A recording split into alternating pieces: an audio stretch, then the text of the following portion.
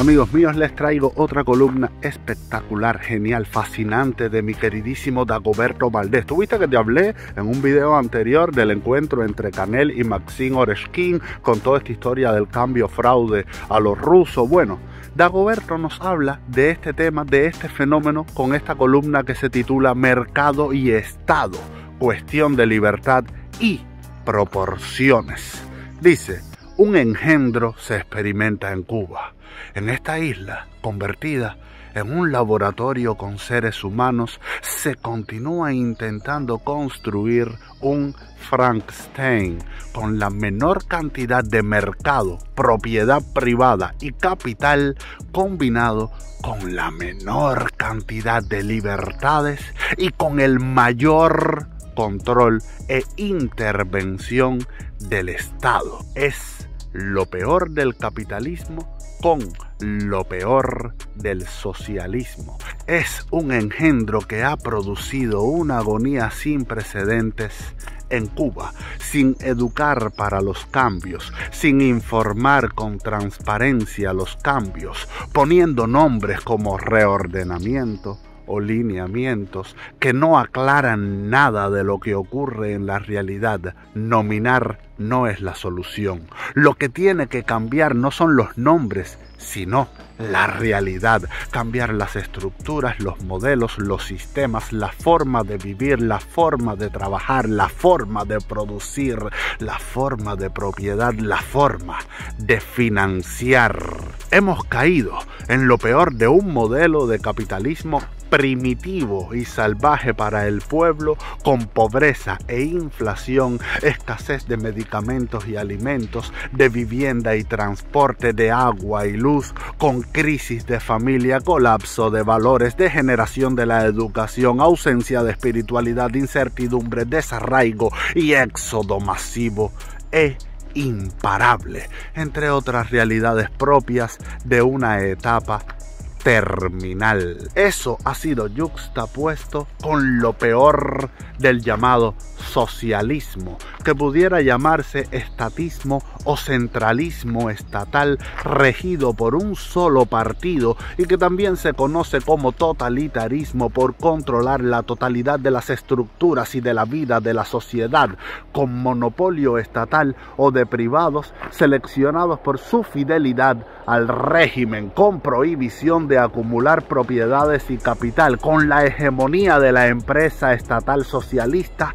consagrada por la Constitución de 2019, sin sindicatos independientes, sin libertades de asociación, reunión, expresión, etcétera, con prioridades de inversiones decididas por un pequeño grupo, sin participación de la sociedad civil. Por ejemplo, los que deciden que los paupérrimos recursos que quedan sean utilizados en construir hoteles y servicios para el turismo, a pesar que en todo el año 2022 solo ocuparon el 15,6% de las habitaciones disponibles, mientras que Cancún en México y República Dominicana tuvieron una ocupación en 2022 del 75% de sus habitaciones, según www.reportour.com.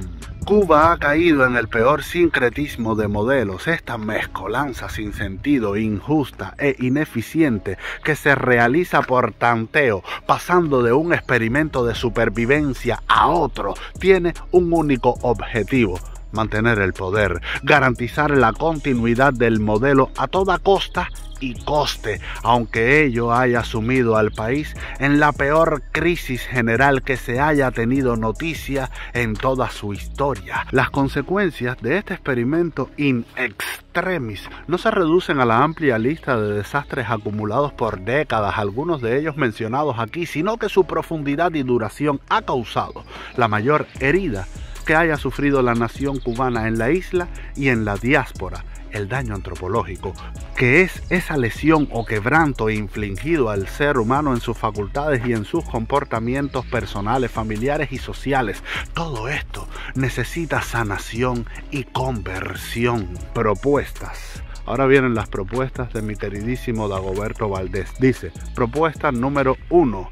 La sanación de este daño antropológico necesitará del mayor estudio, generación de pensamiento, de la mayor cantidad de tiempo y recursos, todos ellos de mayor calado que los que serán necesarios para la reconstrucción material, económica y política de nuestro país. Esa sanación solo será posible hundiendo los cimientos del futuro en las auténticas raíces fundacionales de la nación cubana, especialmente en el proyecto humanista que nos legaron Varela y Martí.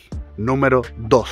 Es necesario una ecología humana y social que promueva, en primer lugar, la libertad interior, las libertades cívicas, políticas y económicas, y que se construya un marco jurídico que facilite y normalice esas libertades y también las responsabilidades que le son inherentes a todo derecho. Número 3. Es necesario diseñar un modelo económico que combine de tal forma las leyes del mercado con la protección de las partes más vulnerables de la sociedad cubana. Una fórmula que combine todo el mercado posible para garantizar la competitividad humana, la productividad creciente, la sostenibilidad indispensable y el desarrollo humano integral, con solo el Estado que se necesite para garantizar la seguridad y la estabilidad ciudadana, el cumplimiento del marco legal, la protección de los sectores menos favorecidos, así como la distribución y las prioridades del presupuesto nacional en sectores clave que dinamicen la economía, el progreso y el crecimiento humano con igualdad de oportunidades y según los méritos y capacidades. Número 4. Es necesario un enorme y sistemático proyecto educativo ciudadano y no solo escolar que ayude a la sanación y conversión raigal de la persona humana de los cubanos y facilite o proponga las herramientas éticas y cívicas, económicas, políticas y culturales necesarias para alcanzar una democracia de calidad en Cuba. Y aquí mi estimado Dagoberto habla de los protagonistas de todo este proceso. Protagonistas: Cuba necesita ciudadanos bien formados con libertad y responsabilidad para ejercer sus derechos y deberes cívicos. Cuba necesita a economistas bien formados con libertad y responsabilidad para concebir y sostener un modelo de economía social de mercado que repare el desastre heredado y edifique en Cuba un estado de bienestar entendido como un estado al servicio de la dignidad de la persona humana y al servicio del bien común. Cuba necesita a políticos bien formados con libertad y responsabilidad que tengan vocación de servidores públicos, que significa servir al bien de la nación por tiempo limitado, elegidos y controlados por los ciudadanos. Cuba necesita educadores y líderes, animadores, activistas de la sociedad civil que es al mismo tiempo cantera de ciudadanos, economistas, políticos y educadores, escuela para ejercer los derechos y deberes y dinamismo clave para el control del poder político y económico. Cuba necesita iglesias, líderes espirituales y comunidades vivas que enseñen, cultiven y sostengan la espiritualidad de los cubanos, que alimenten el alma de los ciudadanos y que esas comunidades, iglesias y grupos sean hogares, escuelas y talleres para cuidar y desarrollar la mística de cada cubano y de la nación.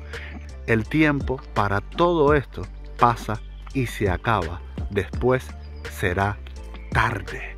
Hasta el próximo lunes, si Dios quiere, termina diciendo mi estimado Dagoberto. Y señores, brutal. Este hombre, cada vez que afinca la pluma sobre el papel, fabrica universos llenos de posibilidades para la nación cubana. Espero que sepan valorar este mensaje, que para mí es muy poderoso, muy fuerte y muy necesario. Ahora mismo los cubanos no somos capaces de entender cuán necesarios son todos estos mensajes y cuán importante es que hombres como Dagoberto Valdés pongan su inteligencia, su cultura y su espíritu al servicio de un país mejor.